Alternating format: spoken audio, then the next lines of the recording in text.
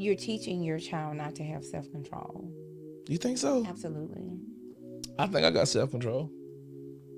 Why do you I think feel it took you me have a while. No, self-control? no, we're not finna do that. You're not finna build me. That's what we're not finna do. We're not finna do that.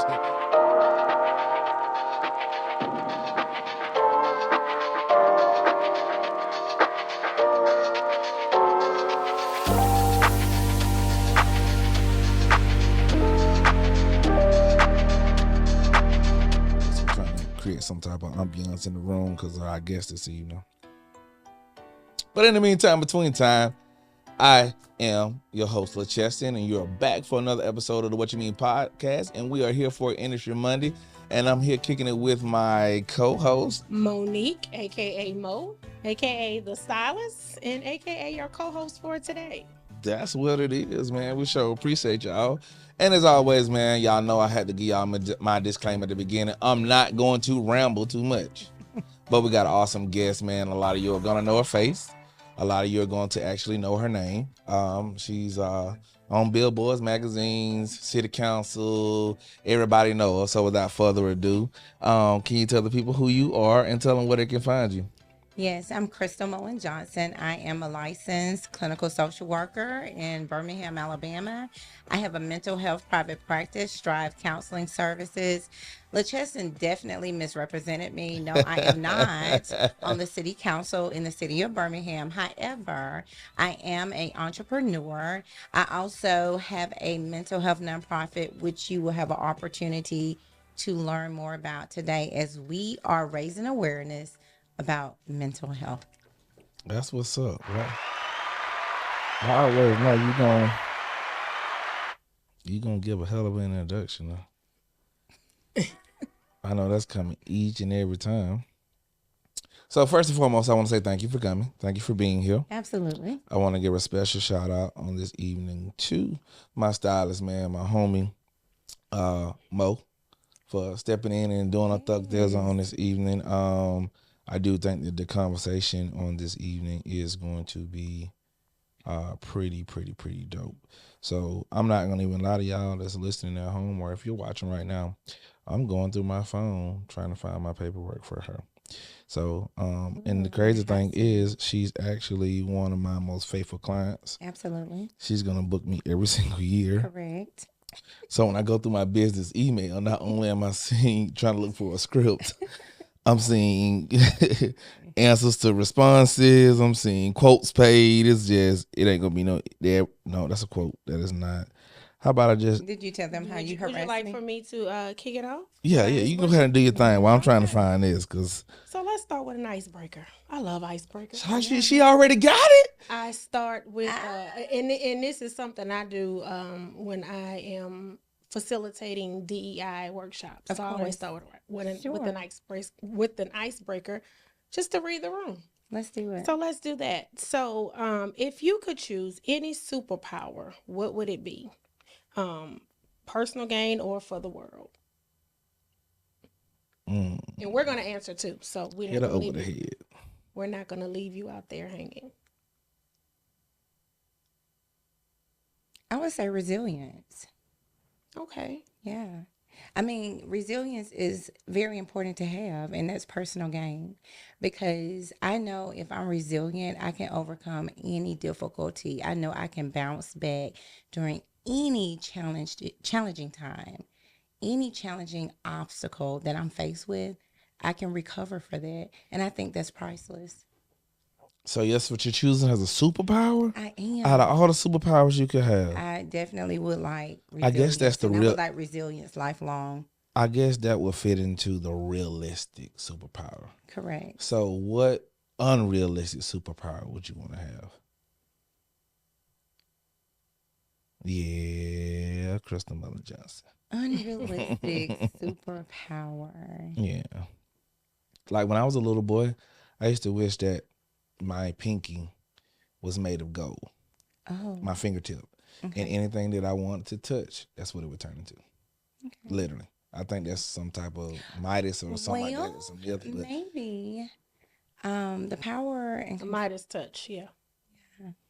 So personal gain, the power and control to change people. Wow, that's where you gonna go with that? Come on, Absolutely. Crystal. Yeah. Come on. I mean, being a mental health professional, I mean, obviously, I recognize the importance of change, because it helps improve who we are and it can change the circumstances, and changing can impact our relationships with other people. So, if I had the power to change people, I would do that. That Okay. is phenomenal. Hmm. Mine is more personal. LaCheston, I don't know if I'm the perfect person for this podcast because my superpower is probably going to put a tear in my eye. Oh So I'm going to Lord. close my eyes Okay. Don't while do I that. say Don't it. do that, Mo. Mm, my superpower would be to have a cure for autism. Wow. Wow. And I can understand that. Absolutely. That Hmm. that's what's up, man. I'm not gonna go into it because it'll make anything will make me cry. So for those of you who are listening who don't know me or don't know anything about me, I have a son who is on the spectrum, and I don't like to say he has he's autistic because that gives him a title. I just like to say he's living with autism.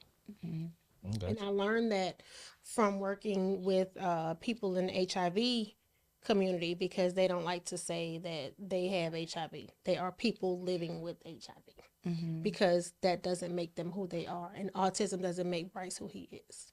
Right. Okay. You got to go because I'm going to cry. And as I'm hearing you talk about that, I'm sure just the reality of parenting a amazing child with autism, I mean, there's a sense of grief. I mean, even like You go through the stages looking of grief. You go correct. through that from start. And I wish my husband and I had gotten therapy when we first found out, but we were resilient.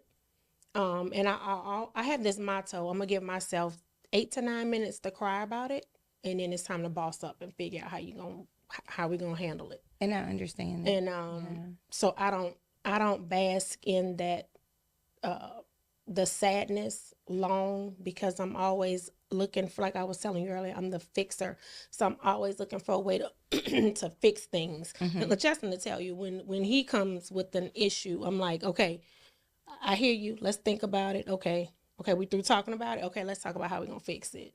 And that's just how my mind goes. And I think I need to slow down sometimes and give myself just a minute to breathe and think about it because I didn't do that for him. But on the flip side of that, I was able to be a great advocate, which is why he is where he is today, and to be an advocate for other parents who did not have that strength. I had a parent to come up to me in Walmart or Target one time and tell me she was looking for me because her son now is able to integrate with the kids in the typical classroom amongst his typical peers because I gave her that strength and I showed her how to maneuver through these IEP meetings. So Wow. it You know worked. what? You actually did just break the ice, and you broke the ice because you are being vulnerable, like with me. And I mean, we don't know who's listening, but obviously, people are listening that you don't Mm-hmm. have a relationship with. And for you to disclose that to a community of people that you don't know really speaks to your acceptance and your resilience. And it makes me think a little deeper. Like, when we talked about what our superpower would be if we had an option to have it, I think I want to expound more on that in terms of I've mentioned changing people, Yeah. but changing people's like state, meaning, I lost both of my parents unexpected.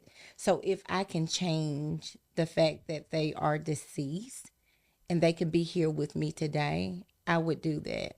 But I don't think I would have said that if we Mm-hmm. never talked about your circumstance and we nailed the term grief. And it reminded me of the grief that I've experienced and how valuable as your son's relationship is to you, that relationship was to me with my parents. I got you. So I'm the type of person that my mindset, I'm gonna think, and I'm gonna think a lot. You know what I'm saying?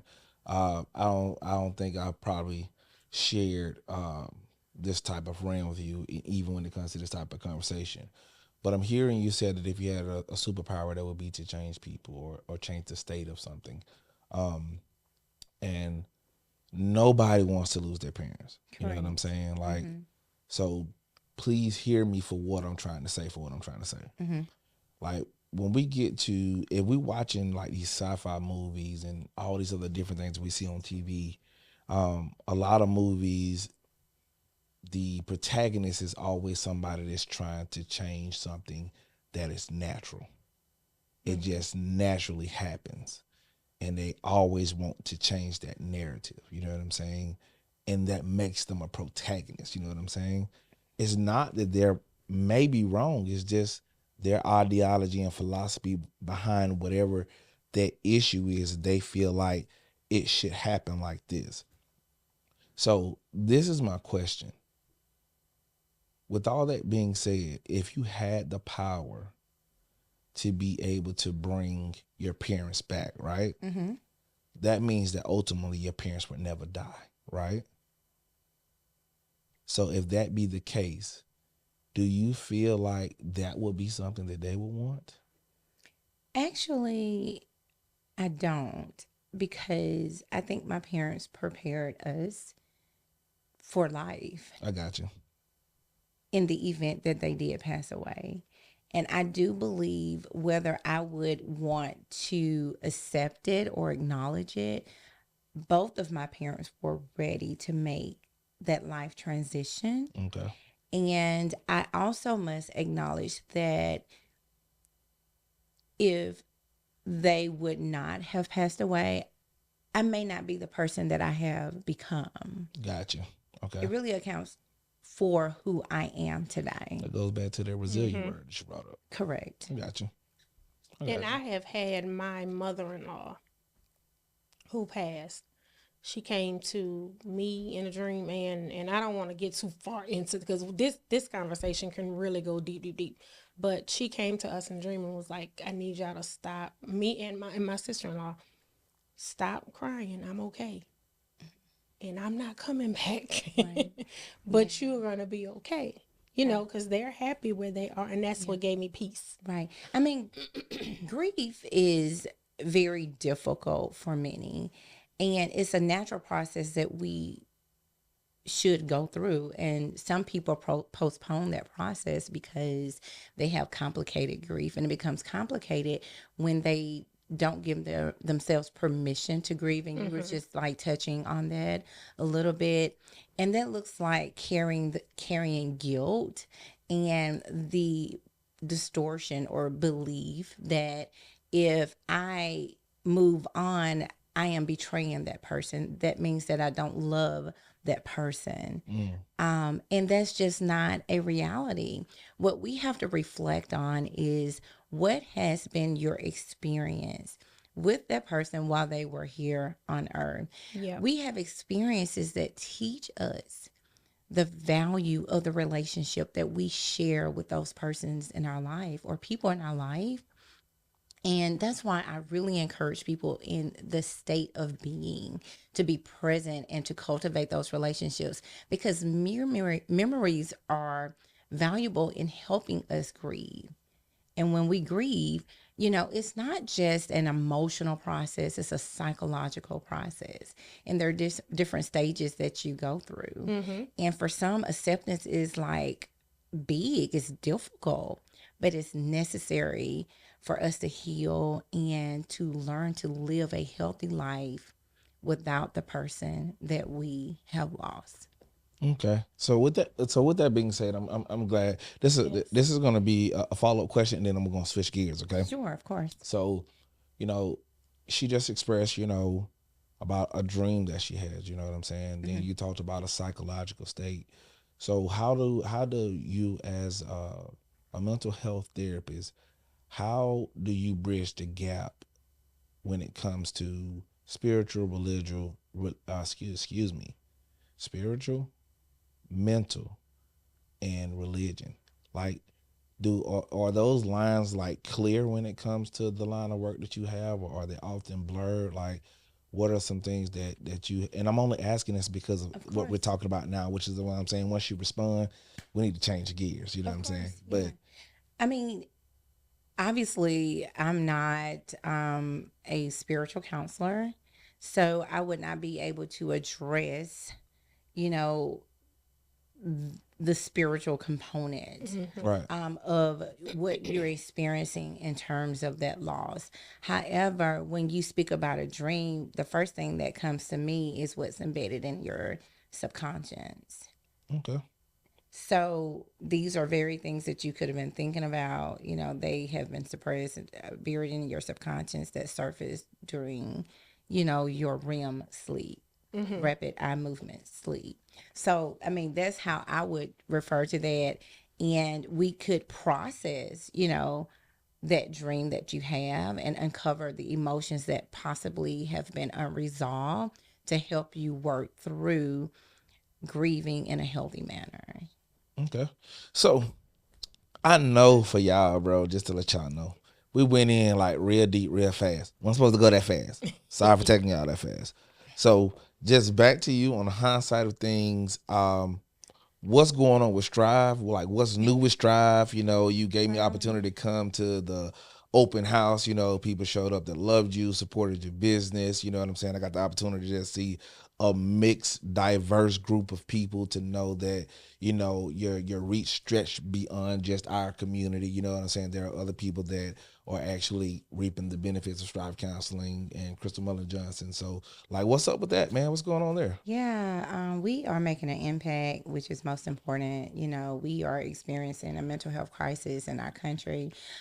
Strive Counseling Services, we have four full-time therapists on staff. Our goal is to meet the mental health needs of people in our community. And we work with people that have anxiety disorders, have experienced trauma. Trauma can range from natural disasters, it can range from social injustice, it could range from bullying, it could be a death. We just talked about grief. It could be witnessing a gun violence directly.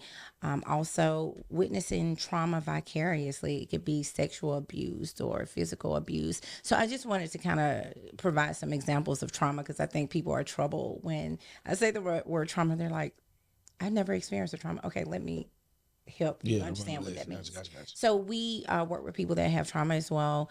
And we serve adults, children. We also provide family counseling.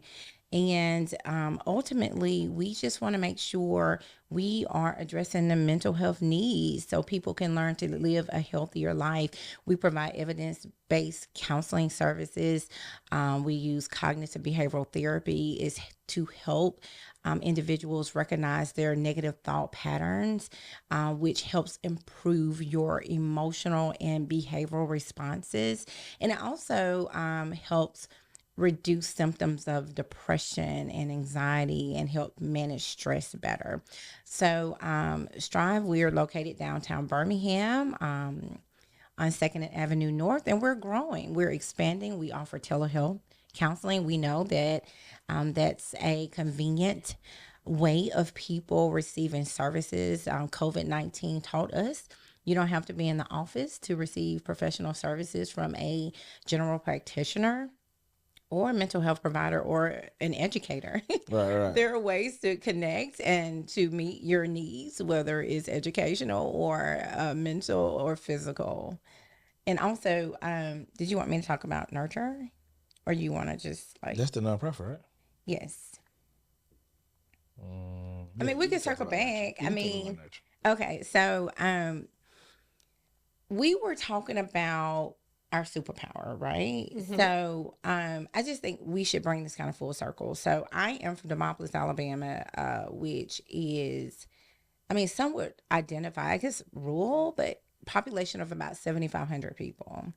And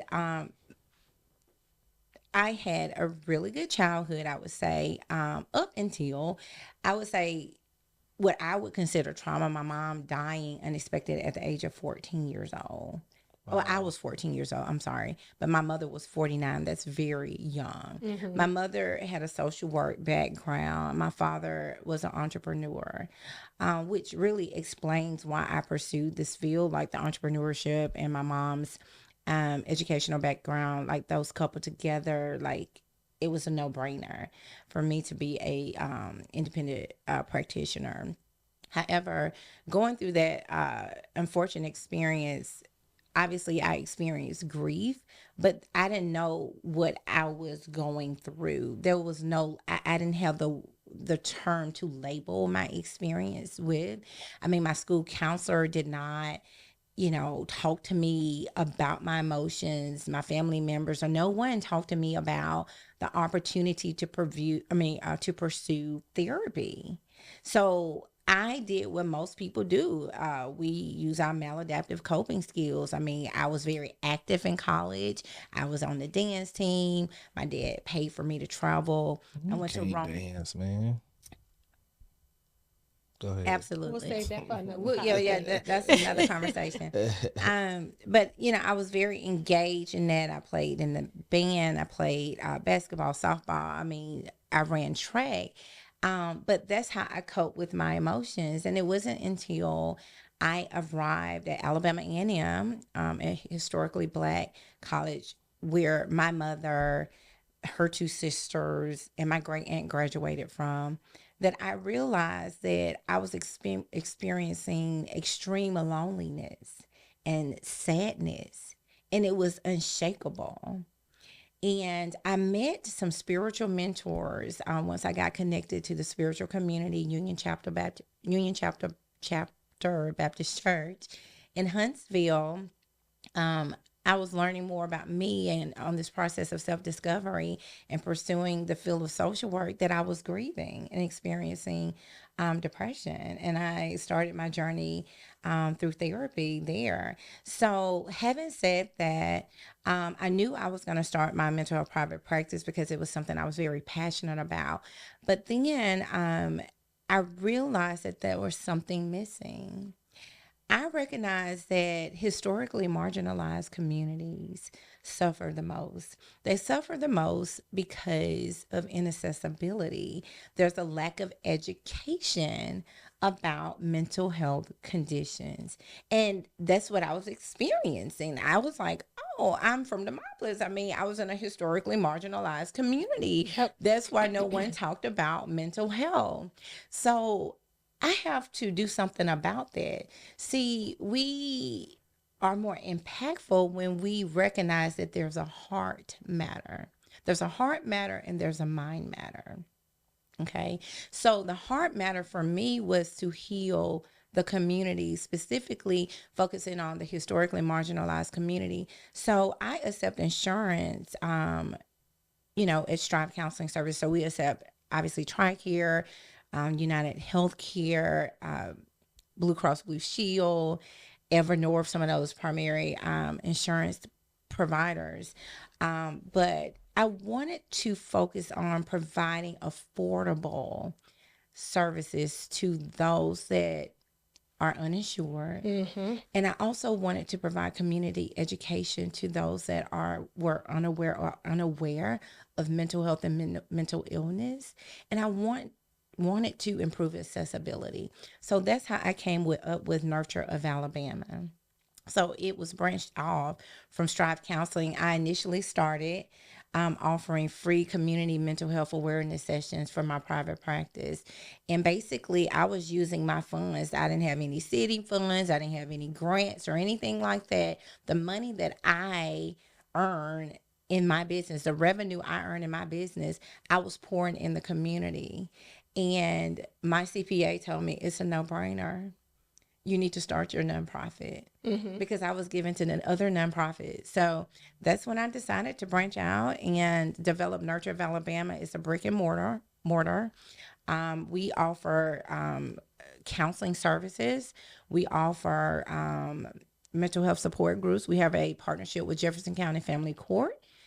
Kids that are court ordered for anger management, we provide group sessions to them.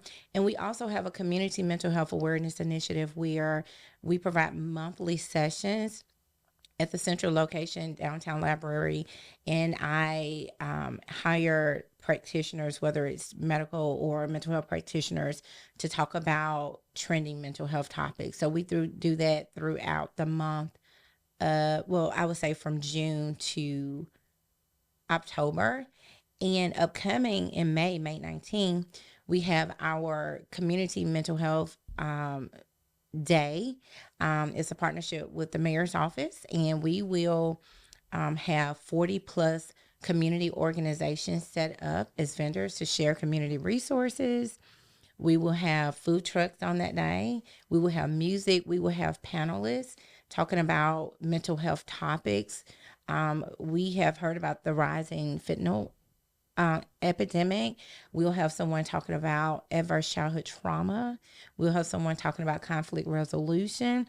We'll have someone talking about mental health in the spiritual community. So that is going to be a really big event for the city of Birmingham. So that's what I am doing with Nurture of Alabama, my mental health nonprofit, and also with Strive Counseling Services. That's amazing. That's amazing. Thank you. I was thinking about, a lot of people think, because I had a great childhood, but there are still some traumas that meeting with another therapist, they've been able to pinpoint that I never knew were there. Absolutely. And then us in the Black community, because my mom was like this, a lot of times we use, and I really saw this during the pandemic, we use laughter as a coping mechanism. Humor. Mm-hmm. We use humor. And I always remember my grandmother passed. It wasn't 30 minutes before my mom was cracking a joke, but I know that's her way of coping. That's how she copes. Yeah. That's how a lot of people in the Black community cope. And I know I don't want to jump ahead. I know that's something we're going to touch on, mental health in the Black community, but I wish more of us. I mean, I think it's a good term. I think we were segueing there. That was great. I mean, African Americans, historically, we are unlikely to seek mental health therapy because of the distrust in medicine. I mean, you think about the Tuskegee experiment. I mean, that really speaks to the intergenerational trauma that we experience in our community, and it is passed on from generation to generation. And not only that, you're taught or conditioned by your parents. You don't tell the family business. Mm-hmm. What stays in this house, what happens in this house stays in this house. Mm-hmm. Right? I mean, and not only for that. Is that correct? That's where I was about to go. Right. But also it's a curse because guess what? Yep. You are taught to be silent. Silent. So many people are silent when they're suffering. They're suffering in silence. That's why we are seeing a rise in suicide, especially in the African American community. Yes. It's trending. African American men is trending. Those that have experienced sexual abuse, physical abuse, they're silent. They've been taught to lose their voice. And if you speak up, they've been taught that they will experience some form of punishment for that. Yeah, it's I mean, if you're speaking in the adult realm, I mean, it feel like you being stripped of, your masculinity if you say anything. And it's a stigma. Well, definitely people worry about judgments, but I tell my clients or those that I know personally when we're in conversation, if you are unlikely to talk about it, eventually you will act it out. It will be recognized in some form or fashion. I mean, it could be recognized in your abuse of substances. It can be recognized in your lack of emotional, in your dysregulation of emotions, meaning your anger that is displayed. It could be displayed in just your decision making with your finances, and even being hypersexual. Like it could be display or gambling. So it will reflect in some way. Hypersexual? Absolutely. Man, come on, man. I Come think on, there's man. levels to it. What you mean? I mean, sex is healthy. Sex is should be I guess I'm trying to figure out the hyper sex part. I mean, reckless sex, meaning you're having sex with multiple partners and not think about the consequences of your decisions, so meaning that's how we're gonna define hyper sex. That's what I'm asking. I'm just impulsive, okay. Okay. irresponsible, consequential, regretful. Mm-hmm. Okay. And I've seen that behavior in people that have experienced some type of abuse or sexual trauma in their, as a child. Absolutely. I have I So, just seen want to. I'm the type of person that um, I I just don't want to believe that. and that's fine. I mean, I guess that. you're Why? I don't know. I mean, that's why I was getting interesting. You know what I'm saying? That's like because we know what's going on with Strive. We know what's going on with Nurture.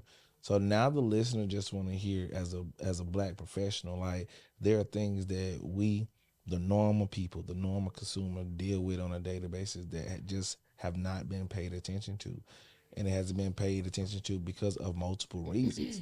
right. So when we get the opportunity to talk about stuff like this, for instance, you have the great opportunity of being acknowledged by Ricky Smiley anytime that he talks about mental health in Birmingham, Alabama. If he's talking about it here, he's gonna mention your name. You know what I'm saying? But this is also a guy that is really open with talking about some of his traumas over the airway. You know what I'm saying? To let other people know this kind of sort of it's all right to talk about this stuff. You know what I'm saying? Mm-hmm. So of course, I think again, just going back to the overall thing that I brought up slightly a few minutes ago about masculinity is just, I think right now, 80% of the young men that are probably being raised by their fathers right now in the black community.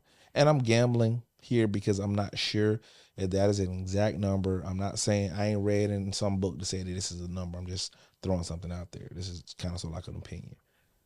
80% of the black men that are raising young black men right now, right? They teaching them the same thing that we're sitting here talking about on this couch that we're not supposed to teach them. And that is. Because I feel like the way that I was raised, people still getting raised like that. Well, as in going back to you don't show your emotions. Oh, You don't yeah. show your feelings. You know what I'm saying? Because when you do that, you're stripped of your masculinity Well, I in a mean, sense. absolutely. So, during boyhood, you all are taught to be competitive. Okay, so I want you to hold that because I want y'all to understand that I'm trying to bring you full circle. When you gave me the spin about democracy, you said full circle. So the reason I'm asking you, get comfortable because we didn't got what we need to get out the way by the company. We gonna double back there. Now we're gonna talk, okay?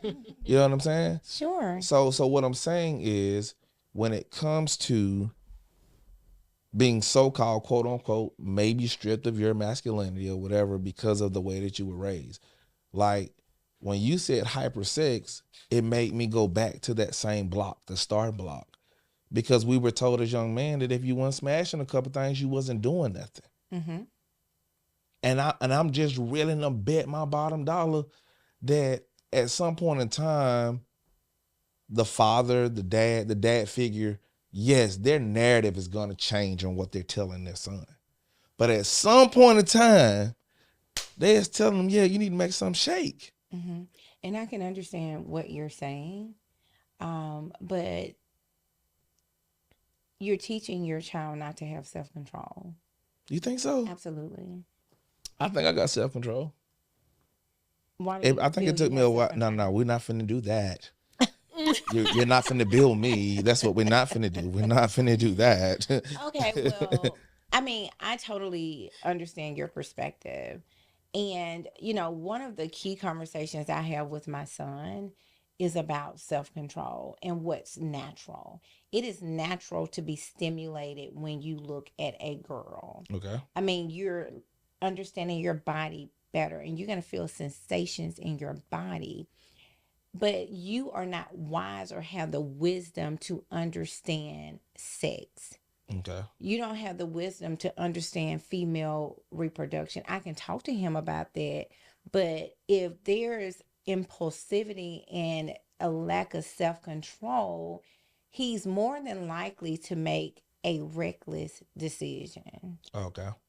So we have to educate our kids about protecting themselves. Okay. If they make the decision to have sex, we can't have the conversation, don't have sex. If you have sex, something bad will happen. That's how we were raised. That's how we were raised. Like, no one talked to me about healthy sexual relationships. Right. And what was appropriate and what was inappropriate. I was just scared into do not have sex.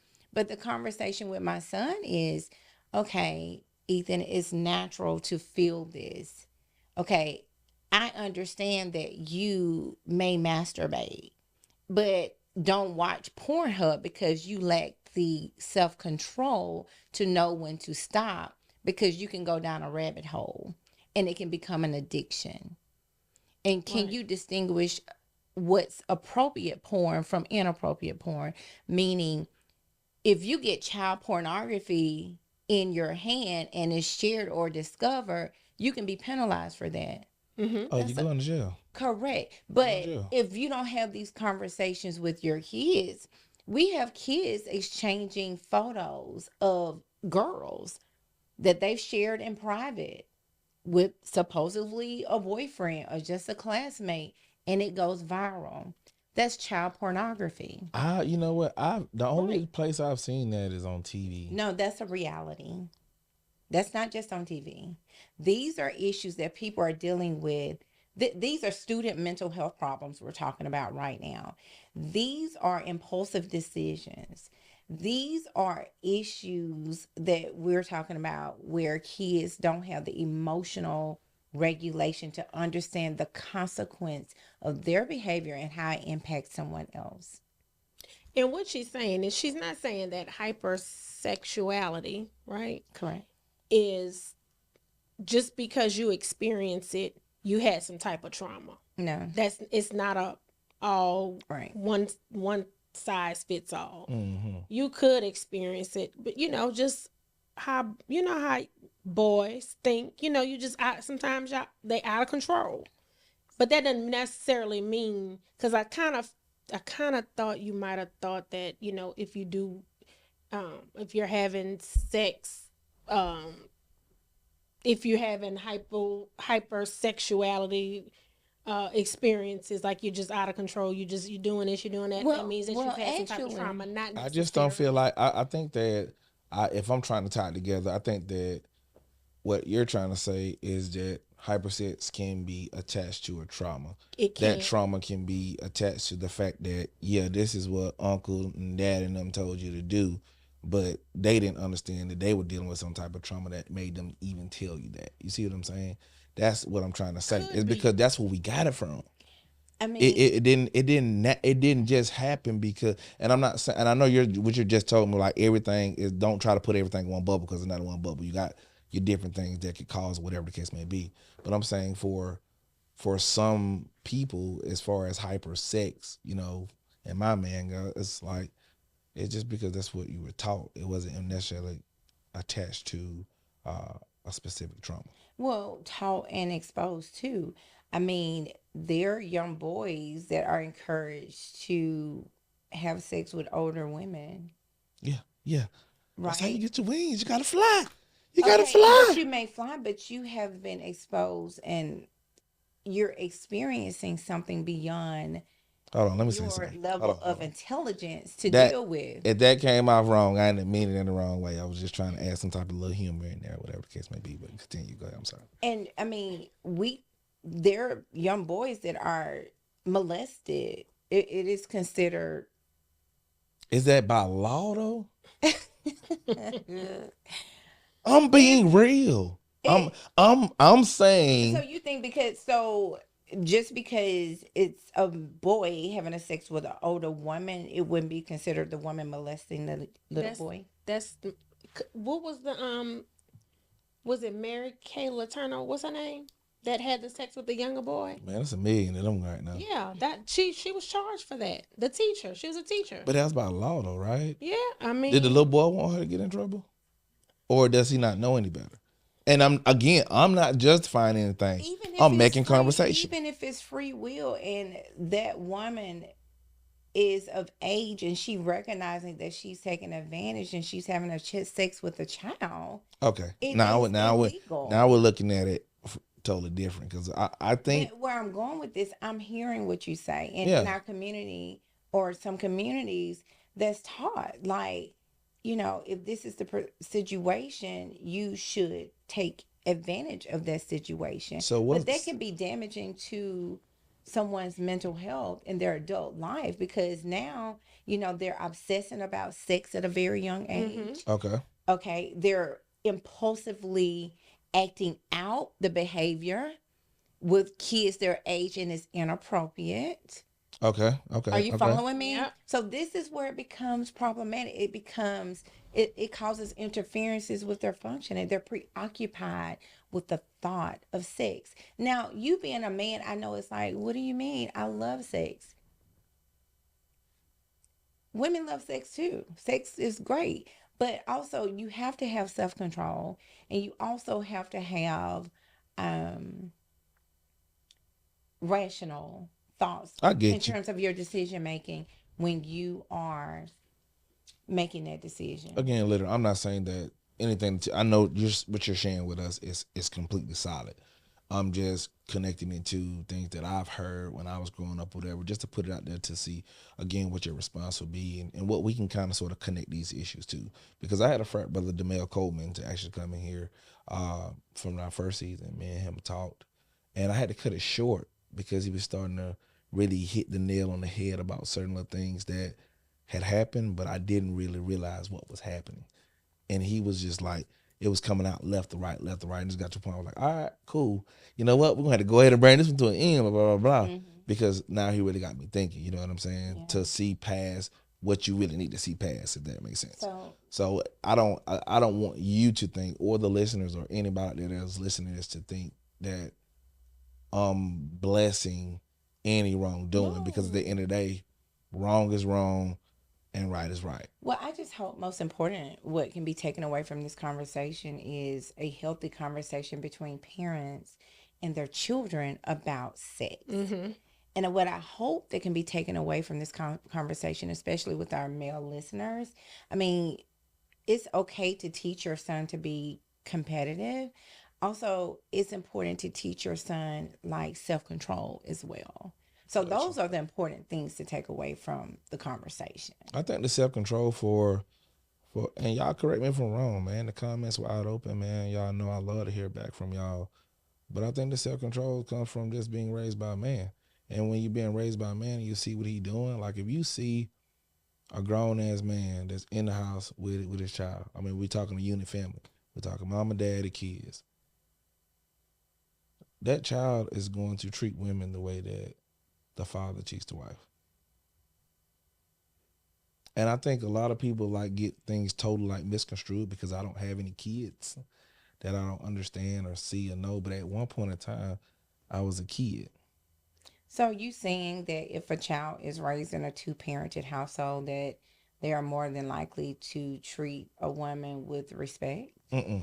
That's not what I'm saying. Okay, I just wanted to make sure we what I'm saying is, make sure. Nah, y'all trying to get all the single mamas on me, ain't it? That's what y'all trying to do. I'm just trying to clarify, because we have to represent everyone. Yeah, so like touch basically, on some stats if I needed to do that. No, because I know you can do that, right? I treat this podcast like the Bible. I'm not going to sit up and discuss or analyze things with you that I have no clue about it.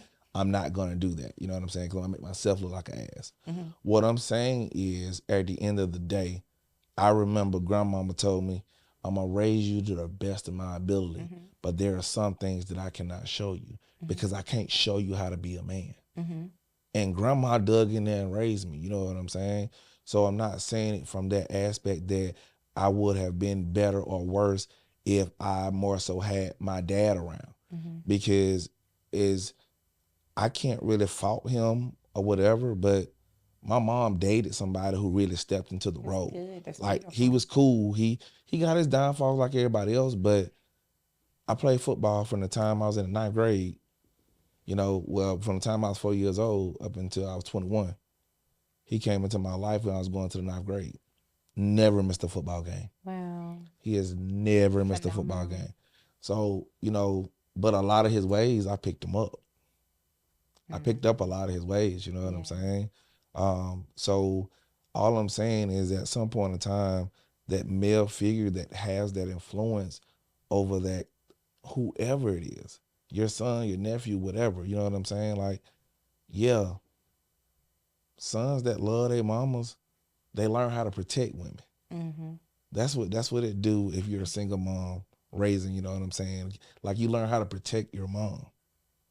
So why would you protect your mom, but you won't protect somebody that you say you love?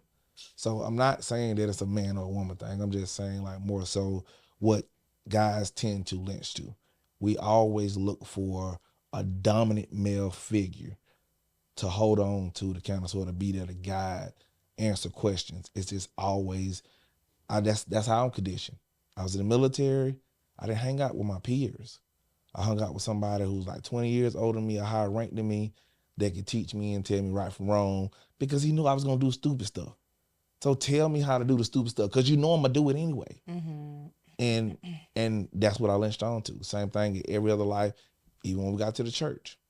That person for me was Tadera White. You see what I'm saying? So when you get, you know, that's all I'm trying to say, if that makes sense. I hope it makes sense is what I'm saying. It makes sense. I'm hearing that, you know, your mom, you know, connected you with a person in your life that you considered a role model. Yeah, and it wasn't. I know that's a story that I told, but it's not where I want to be analyzed. It's the overall thing of what I'm saying is it matters to us Black men when we have a dominant male figure in our life. Correct. And with me saying that, it is not to dilute or make the Black woman feel inferior because they are raising our Black kings the best way that they can. Correct. But it's also important for boys and girls to have a dominant female figure in our life. I mean, a lot of the times we weigh in on absent fathers, but there are some absent mothers too. Mm-hmm. Really. Okay. And we don't talk about that often. But it's the reality for some kids that the father has really stepped up and, you know, they're having to figure out how to raise a girl. And I know this about you, but I got to ask you this because I want you to respond to this, and then I want her to end the response. So why is it that we on the bottom of the totem pole, man? Who? Men. What do you mean? Why? Why do you think that? Okay, so y'all gonna act like y'all don't know the worst celebrated holiday in the world. Father's Day? It's Father's Day. Is it? I didn't know. I really didn't know. I mean, for me, it would be like Mother's Day because my mom is deceased. Like, I don't know. Mother's Day is number 1. It's number 3. It's Christmas is number 1. I forget what number 2 is. Number 2 is either Mother's Day. Mother's Day is number 2 and number 3 because when I found the thing that said, so we all know what everybody love most. They love Christmas, they mama, and something else in that order. So it's out there. If you listening, you can go and find it. But if you look down at the bottom of the list they ain't nobody really checking for holidays. Father's Day at the bottom, yo. Wow. So why is that? It's crazy. So for me, I would have to, you know, I know what the world says and what the stats say, but I want to say I'm opposite because here's the thing. I can say whatever about my husband, but what's the one thing I'm gonna always say about him? What do I always say about Mikey? What's the first thing I say? I say no matter what, I can't take that from him. He's a great dad. He's a great dad. Absolutely. And I mean, I always. Right. And you know, we can be in the midst of an argument, I mean, we could be on one of those days where we're just not seeing eye to eye. That's one thing I don't take from him. So I always make sure I celebrate him being a father. The same thing with my stepdad. I thank my mom to this day, and I have a great relationship with my dad too, but my stepdad is a big part of who I am today. And there's not a Father's Day or Christmas that comes around that I don't celebrate him as much as I just celebrated my mom on Mother's Day. So I know that might not be the question for me, because I just threw it out there. I give the men in my life, I give them their props. I think I threw it out there to be this little thing to dang in front of y'all, to be like, y'all be telling us that we ain't that. So, that's why I was kind of sort of putting out there to see how that was gonna go. Some of y'all ain't nothing, but that's a different podcast. Let's circle back to mental health. I think men are awesome. I do. Did you did just say that's another podcast, so I'm gonna leave that alone. Kevin Samuels as why you always bringing up a dog, man? Let my dog rest in peace. Confrontational. Look, as confrontational as he was. Again, and I always say, the message you're delivering you can be 100% right, but if your delivery is off, I'm not going to receive it. And that's how he was. Because I really agree with probably 75% of what he said. And one of the things he said was, women can't survive in this world without a man. I agree. I think do you agree? Boss therapist chick, do you agree? I think men are necessary to have around.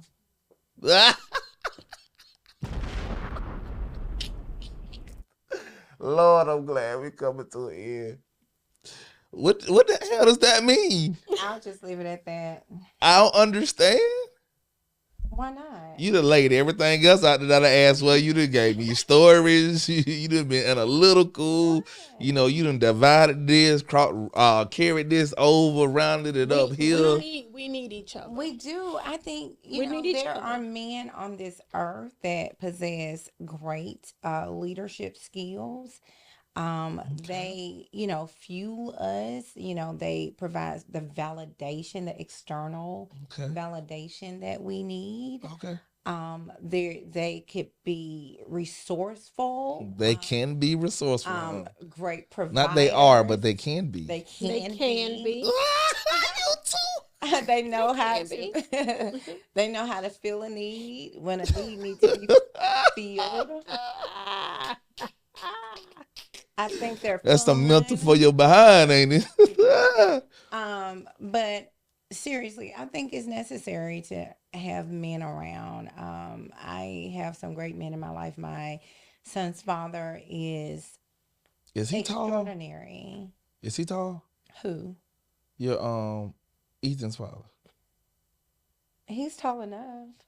I'm just saying, because Ethan's tall. I mean, he get it from his mother, clearly. It came from. No, seriously. I'm not gonna do that. So did it just say it came from your side or something? So no, we need a whole other podcast. No, I got it wound up. Now she ready to talk, baby. Genetically, there's a predisposition, like for height, like on his paternal and maternal side. So both of his grandfathers are very tall, and obviously I am tall and very athletic. So he could. Oh my God! Well, where Bryce get his height from? Huh? Where Bryce get his height from? Yeah. My son is very tall. Right. I don't know. I think I already asked you that. Tall. Yeah.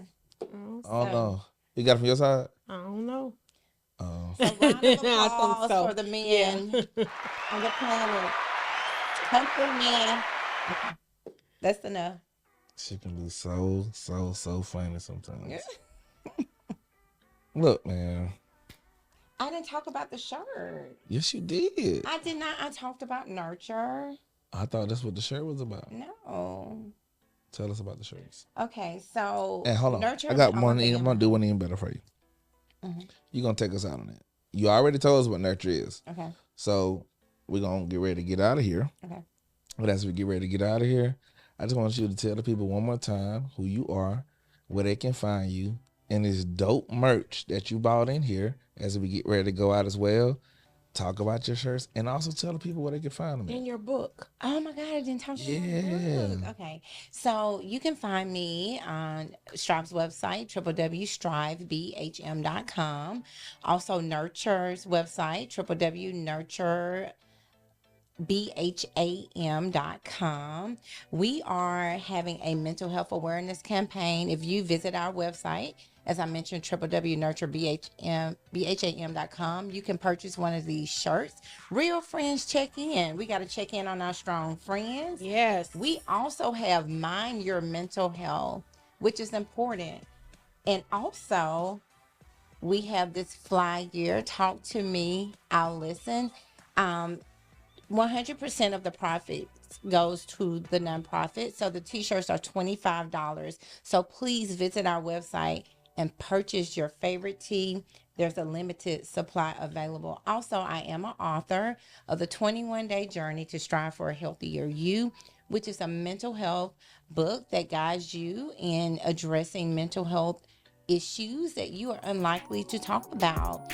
The topics ranges from grief, self-care, emotional regulation, healthy relationships, boundary settings, and more. So you can purchase that on Amazon, Barnes & Noble, and website, or visit my website and you can purchase your book today. So let's strive together to be a healthier you. Love it. I'm going to do some voiceovers on this podcast. I'm going to run it back and just show y'all the screen.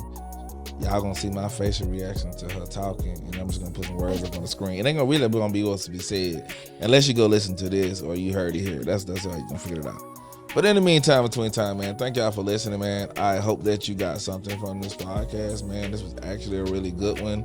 And to be honest, for all our listeners out there, the crazy thing is, I can't believe I'm going to say this on air, but if you go look at the statistics, you'll see for yourself. Some of our biggest shows that y'all go and listen to and pay attention to have been when we brought people in and we talked about mental health in our communities. So this is maybe another banger for you, for that person that you don't pay no attention to nothing else, but this is what you really need. And if that's what you want to tap into and listen to, I want you to know that I appreciate you. You know what I'm saying? Thank you for supporting. Definitely send me some messages, some DMs, and be like, yeah, we know you like to have fun, but yeah, bring on some more people that can talk about things in the community that we're dealing with on a daily basis, man. And they can just drop a nugget here or there, because you never know who you helping. You know what I'm saying? So in the meantime, between time, I'm your boy LaChester, man. I am the host of What You Mean Podcast. And you know, I was sitting with who today? Monique, aka Mo, aka the co-host for today. It's been good. And y'all know how we do when we get up out of here, man. Thanks, y'all.